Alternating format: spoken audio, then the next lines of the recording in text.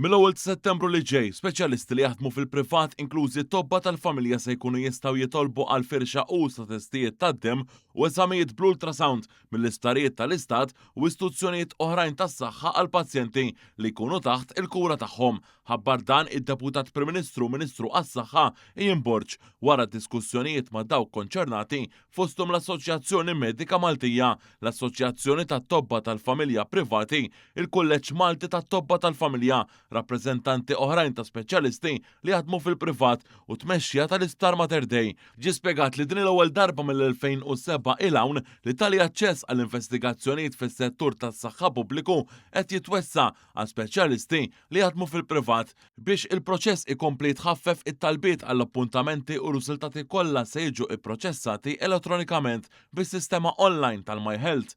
Dan hekk kif referti formuli stampati m'għadhomx jiġu aċċettati. Spjegajtilhom illi kienet xewqa tiegħi li mal-ewwel 100 jum nagħti iżjed aċċess għall-investigazzjonijiet illi huma jkunu jistgħu jagħmlu sabiex fl-aħħar mill-aħħar impoġġu dejjem l-interess tal-pazjent.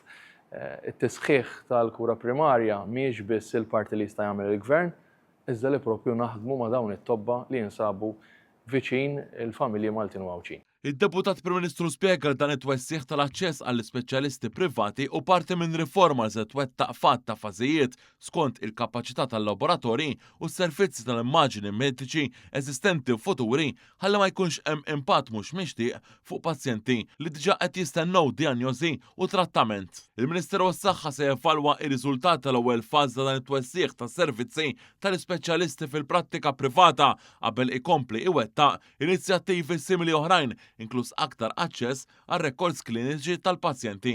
Il-Gvern qed jaħdem ukoll biex iżid il-kapaċità tal-faċilitajiet għall-ittestjar u l-immaġini mediċi li bħalissa jipproċessaw aktar minn 10 miljun test kull sena.